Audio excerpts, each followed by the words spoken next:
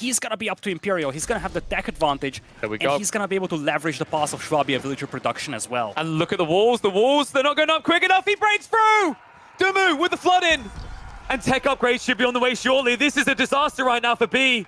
At a moment where DeMu should be weak, Bee is now stuck dancing around his own base. That was it. Blink and you miss it.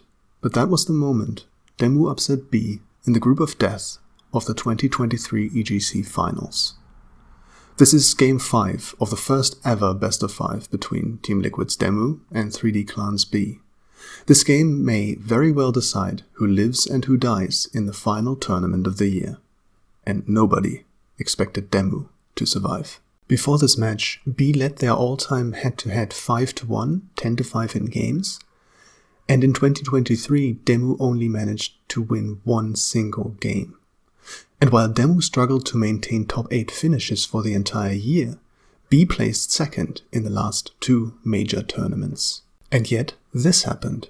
In this moment, DeMu breathes life.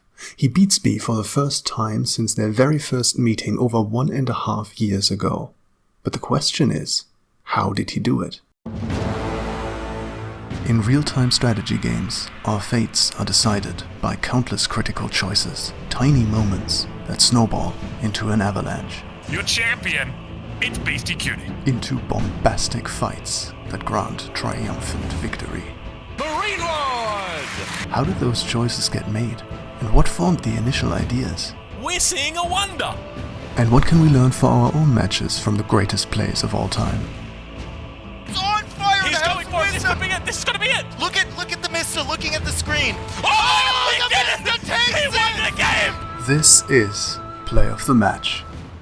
So, let's start at the beginning. The matchup is Delhi versus the civilization that, as we all know, is neither holy nor Roman nor an empire, but this matchup used to be favored for the HRE before the Season 5 patch in May 2023, when Ghazi Raiders were added to the Delhi roster. After that, the matchup flipped to be favored for Delhi. This is because the Ghazi Raiders trade well against heavily armored units, in feudal especially, which is when Delhi wants to fight for sacred sites, and HRE wants to make their strongest unit to deny them, which is the heavily armored men-at-arms.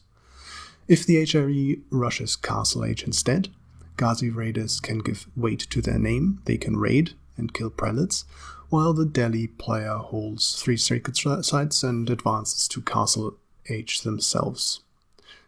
This matchup is not easy for HRE.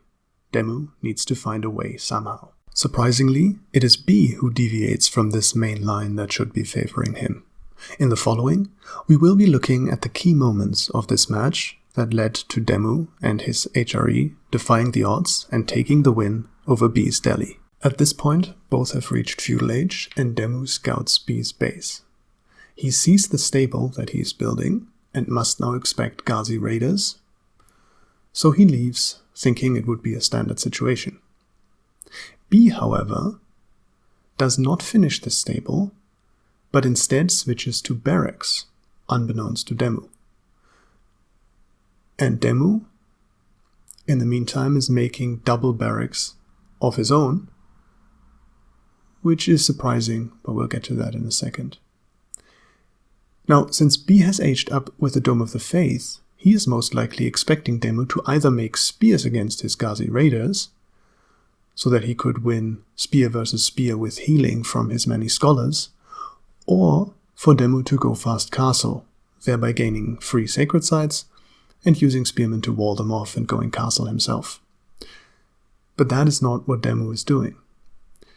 DeMu is spamming men-at-arms, and men-at-arms beat spearmen decisively. As men-at-arms from 2 barracks are flooding onto the field, Bee immediately scouts them out, and is now at a disadvantage in the fight spearmen against men-at-arms. And so he has to consider making a stable, which he immediately adds as he sees it. But this now makes it difficult for him to add a blacksmith, which we will see he doesn't do for a very long time. And while this is a big hit to Delhi's economy, DeMu, who has added a blacksmith, is getting ranged armor against spearmen and Ghazi Raiders, which obviously won't help him for the immediate future at all. And even though Bee wins the early fights until around minute 8, he can never take the middle sacred site from DeMu's control, and it takes him until minute 9 to get both the southern and the northern sacred site under his control. And by this point, DeMu has not only already started making farms around his Aachen chapel, but also added a third barracks and is making a ton of spearmen. But Bee, who has added an archery range, does not have enough archers yet to pick off the spearmen to allow his Ghazi raiders to engage. And on top of that, DeMu has added marching drills, which will allow him to win the fights in the middle and further deny the middle sacred site. After fighting for the middle has commenced for a long time, DeMu makes a prescient choice. He pushes Bee's base whilst aging up to Castle Age. This not only forces Bee to make more units and stop his own macro towards Castle Age, but it also pins the Ghazi raiders in their base and now forcing them to engage this army that DeMu is basically throwing away. But this makes it so that the Ghazi raiders cannot either raid DeMu's base or, even worse, kill the prelates that are out to get the relics from the map. And even though DeMu will lose his entire army for this play, it will take a long time because Bee has to kill off all the spearmen before he can engage with his Ghazi raiders, and by the time Bee has cleaned up the army, DeMu will have 2 relics secured, pressuring the southern one and the sacred site with it, and he will still have enough units to defend his base, whilst Bee must reach Castle Age quickly now so that he can prevent losing to a timing push. Also notice how DeMu's continuous pressure has meant that Bee adds his first blacksmith only at 15 minutes into the game. This is a huge delay for Delhi upgrades, which are of course notoriously slow, and thereby also to Delhi's economy. As Bee just finishes aging up, DeMu catches some of his workers trying to expand into relatively greedy positions, some going to gold far away, basically on DeMu's side of the map, and others trying to gather wood from an undefended woodline. He also manages to decap the northern sacred site during this time. And whilst fighting for control over the middle sacred site commences, Bee is starting to run out of food. But before he can expand or even wall off his base completely, DeMu squeezes in and starts attacking Bee in his base. This, together with the villagers he picked off earlier and the fact that he has 3 relics and is denying 2 sacred sites, gives him the economy lead, whilst also catching up in military. And now, after Bee has managed to push DeMu back and take all 3 sacred sites, a stalemate is reached. Both players have keeps in the middle. DeMu is decapping the sacred site there and leads slightly in economy, while Bee is setting up his farm transition and has not yet caught up with his upgrades to his Castle Age army composition that is heavy on crossbows.